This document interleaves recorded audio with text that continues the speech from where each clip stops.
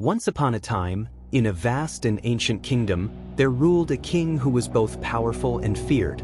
But the king had a terrible secret. Every night, as darkness fell, he transformed into a ferocious wolf. Under the cover of night, he roamed the kingdom, preying on innocent villagers. At dawn, he would return to his human form, leaving no trace of his monstrous deeds. The people lived in constant fear, unsure of what haunted their nights. They whispered tales of the Wolf King, but never dared to speak of it openly.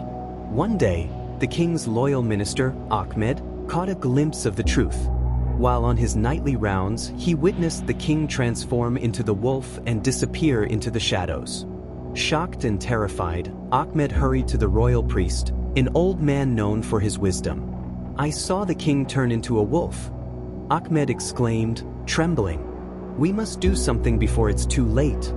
The priest listened carefully and replied, "There is a way to save the king and our kingdom.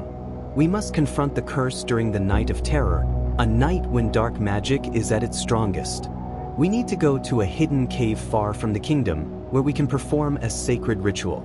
There, we must sacrifice a wolf and burn its fur to release the king from this terrible fate." Determined to save his king, Ahmed prepared for the night of terror. As the fateful night approached, fear gripped his heart, knowing that even a slight mistake could make the king more powerful and dangerous. On the night of the ritual, Ahmed and the priest ventured to the cave. They captured a wolf and, with heavy hearts, prepared for the sacrifice. As the priest began the ritual, chanting ancient words, Ahmed took the wolf's fur and held it to the fire, flames dancing in the darkness. But then disaster struck. In his nervousness, Ahmed accidentally let the fur fall into the flames too soon. A blinding flash erupted from the fire, and a surge of dark energy shot through the cave. The king's power doubled, and he let out a terrifying howl that echoed through the forest. Realizing the mistake, Ahmed knew he had to act quickly. The Wolf King was now stronger than ever and filled with rage. Ahmed confronted the beast, determination shining in his eyes. "I will not let you terrorize this kingdom any longer," he shouted. A fierce battle ensued. The Wolf King lunged at Ahmed with terrifying speed, but Ahmed used his wit and agility to dodge the attacks. With each clash, the cave echoed with roars and the sound of their struggle. Finally, with a brave leap, Ahmed found an opening and struck the king with a silver dagger blessed by the priest. The dagger pierced the king's heart, and with a final, haunting howl, the Wolf King fell to the ground, lifeless. As the beast lay still, a golden light enveloped the cave. The curse was broken.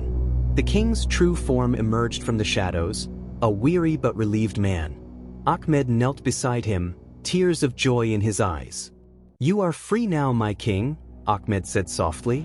The king, grateful and humbled, looked at Ahmed and the priest. "Thank you for saving me. I was lost in darkness, but now I see the light. Together, we will rebuild this kingdom and bring peace to our people." From that day on, the king ruled with kindness and strength. The nights were no longer filled with fear, and the kingdom thrived once again. Ahmed became a trusted advisor, and the old priest was honored for his wisdom.